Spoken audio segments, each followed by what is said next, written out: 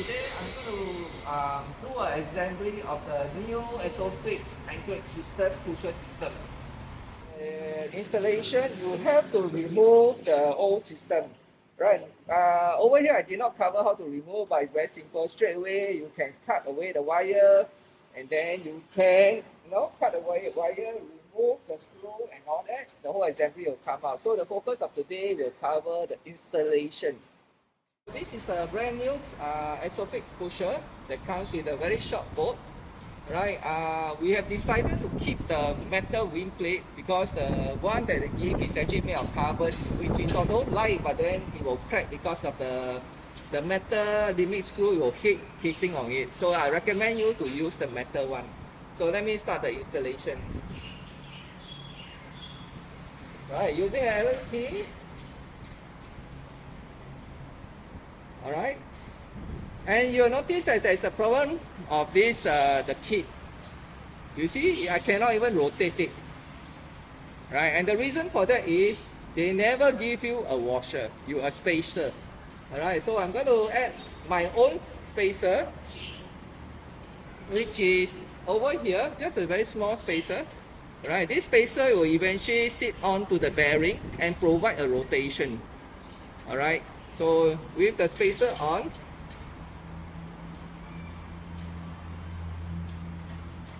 you can see that you can freely rotate now. Right, so you must find your own spacer or washer for installation of this model. Alright, so let me show you the reason why we don't want to use the carbon fiber. You can see the limit screw will be hitting the wind plate, right, at the upper limit and the lower limit. Imagine metal versus carbon. Carbon will crack. So I don't recommend you to save the little weight by using carbon. Use the original metal wind plate. It's better. I'm going to install the anchor system. So for the anchor system, you don't have to use. You can choose not to use the original anchor point. If you choose not to use the anchor point, then you need a new longer housing, because if you notice, this is actually mounted here, so there is still a distance for your cable housing. Instead of here, it has to go longer than this, so you will need a new cable housing. And for this anchor system, you will need the cable, a longer brand new cable as well. I'll show you the installation later. So the where to install is actually at this point. Alright, so you remove this part and then you secure it over here. Right, basically remove and secure. Right, and that's it. Right, then of course you can orientate the branding and all this. And this is where you can do your minor cable adjustment over here, this piece. Alright. Alright, next we're going to exchange to a brand new cable. And do remember, Brompton Pikes and 360 integrated shifter uses a 2.8 mm stopper nipple, right? And not the traditional Shimano system. It is different. You need to be a lot smaller. Alright, to remove the old cable, what you need to do is to press down, and you can see a hole here. Okay, and you push the cable out, you can see the cable come out. Alright, move the cable, remove the cable, and remember to hold the shifter so that you can hopefully can insert the cable easily. Alright, so now I have a new cable. While holding the shifter still, I insert the new cable and try to point downwards as much as you can as you insert the cable. Right, give a bit hard push. Okay, hard push, point downwards, and you can see the cable come out. Right, if you are not able to do this, then the only way is to remove the whole shifter cover and then manually insert. So today, because I hold this without moving, remove the cable and then continue immediate insert of the new cable pointing downwards. The chances of the chances of success is higher for you to put through a new cable. Alright, so let the cable run. And if you use the non-standard cable, this cable nipple will not be able to go in, because it's bigger. So now once it's in, you can let go. And you can pull here, pull the cable and test whether it's moving or not. See, it's engaged now. The cable is nicely engaged below. Alright, so once this is done, you can go ahead and insert the housing. Alright, so now I'm going to install the new shifter cable. So I have a new long shifter cable. So to install shifter cable, you can always refer to my cable video. I can't remember what is the number, but you want to make sure that everything is done. Oh, I see the ending is not very nice. You can see the wire protrude out. So what I do a new cut and then I'll start from there. Alright, so I do a new cut. Hold, and then you do a quick snap. Okay, that way you have a better shear of the cable. After you cut the cable, get something like this. Make sure that everything is rounded so the cable can go through nicely. I want to insert the cable because the shifter cable lasts, so you have to go underneath. Make sure cable sway, underneath, go underneath, and then eventually go out back to your shifter over here. So that should be the flow. Okay, don't anyhow insert. Make sure the cable here management is nicely, right? First floor, second floor, third floor, all must be nicely. So once this is done, I need to kind of estimate the length over here. So I'll go down, right? And then I kind of estimate the length here, right? Then I do another cut so that the cable will fit nicely. Alright? So before I cut the cable, measure cable, I want to reset all these settings so that I can actually tighten the cable to this barrier adjuster per se. I want to tighten this back. Reset everything.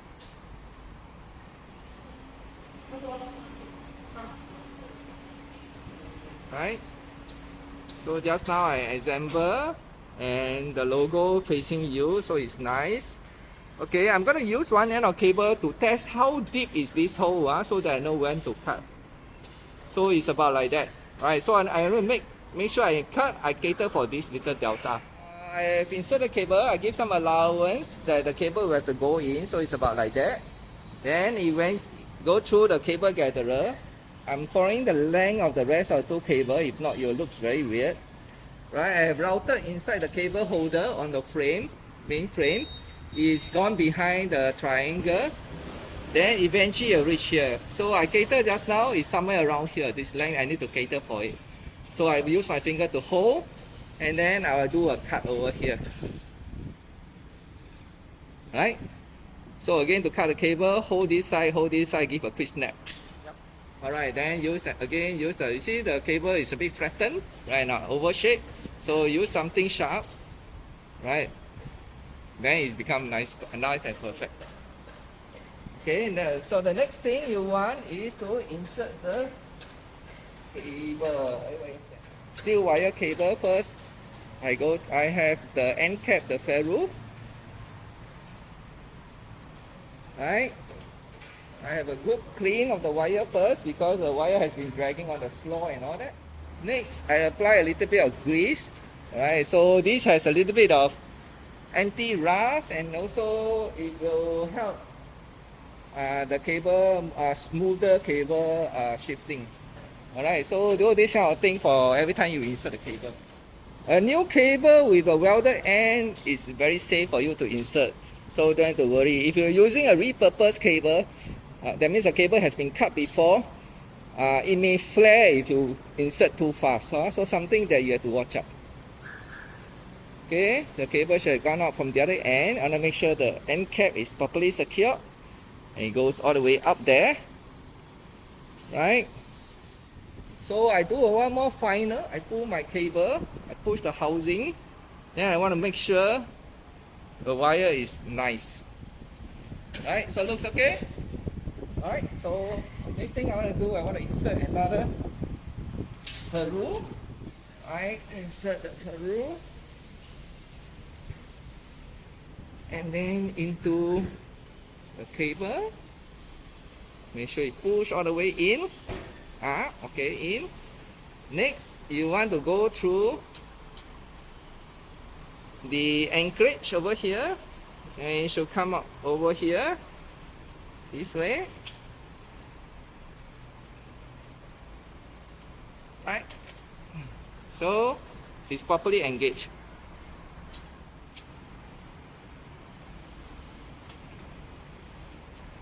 There you go. Okay. Now the next thing you want to do is this one, right? So make sure the spring is in. Go through. Right? And what you need is a cable puller that will help. If you don't have a cable puller, it's rather troublesome. So a cable puller will help.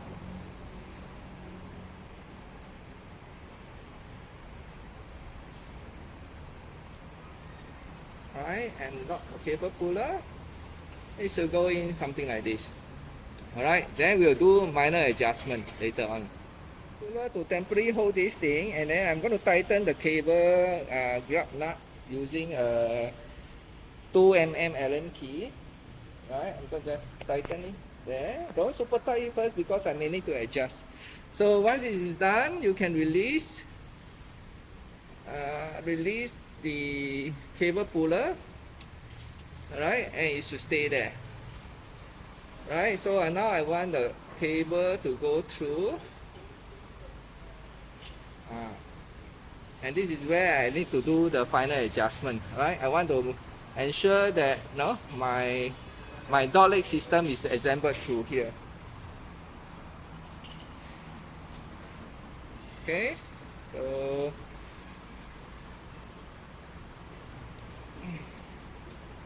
you screw,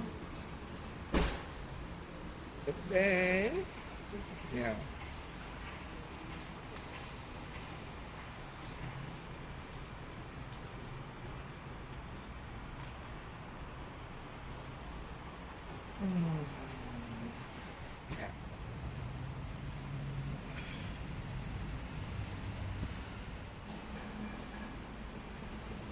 Alright, hold here and then tighten.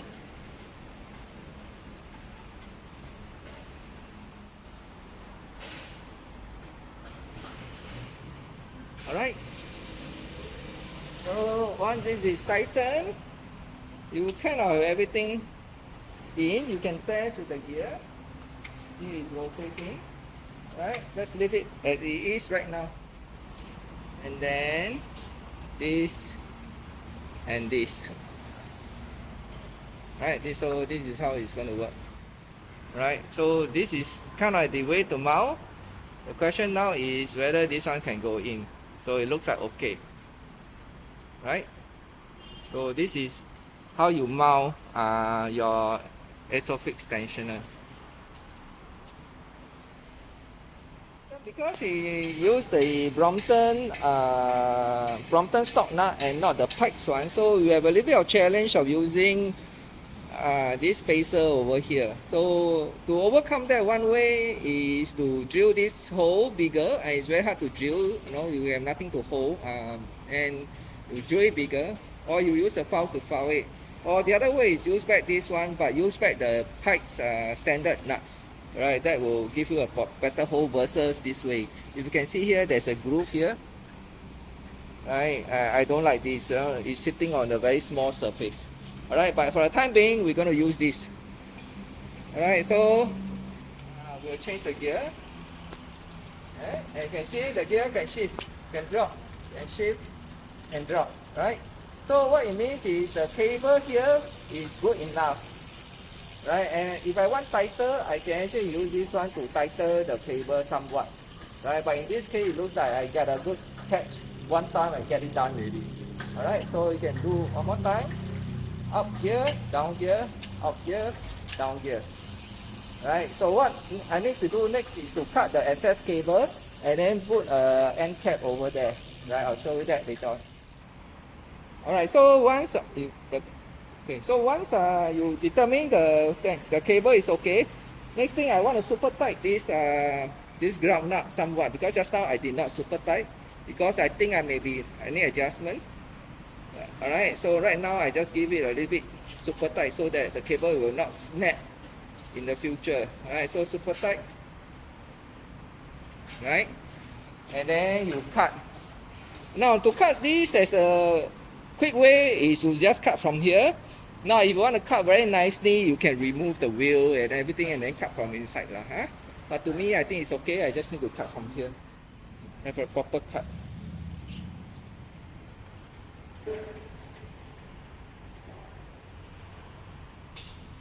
Alright, so you can see it's a clean cut over here. Right?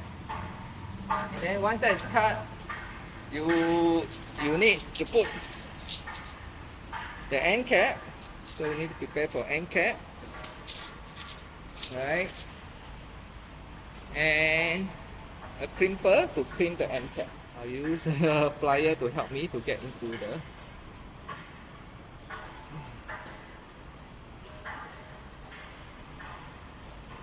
Alright, it's in.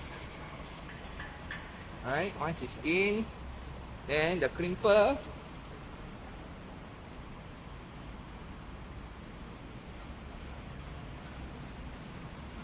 Alright, so the cable will not flare anymore. So do a final adjustment.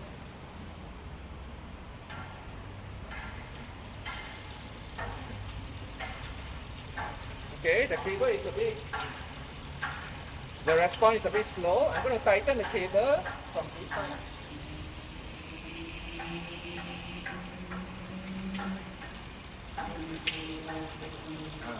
Not better, I can make it slightly better.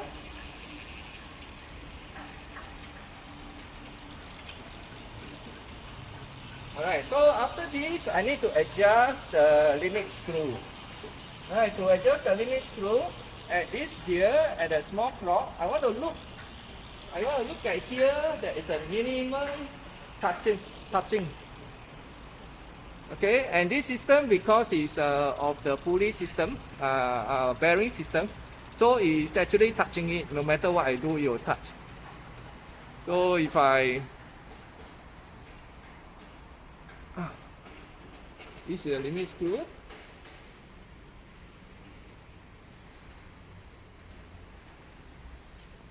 Right, so if that side no touch, this side touch a lot. So I have no choice but to release, so that it's kind of like in the neutral position. Alright, so you can see. Alright, then next I want to change the gear to the other one. And do the same for the other limit screw. So there's a lot of space here, but very little space here. So I want to adjust the limit screw. Here you go.